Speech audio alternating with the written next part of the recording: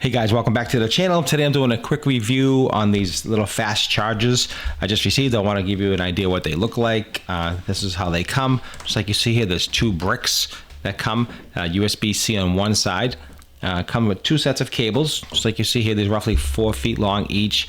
USB-C on one side and lightning on the other side. Different configurations that you can get in this specific product.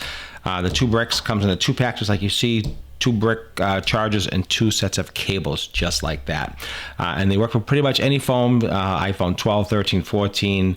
They're fast charging, 20 watt USB-C, like I said, output, and just a fantastic quality value. You get two of these sets. So if you have 2 phones, you're sharing 2 different phones, whatever, you have 2 different devices you want to charge, you could definitely use these. Want to give you a little close-up of the cable, the quality, a really good quality cable. You can see that all around.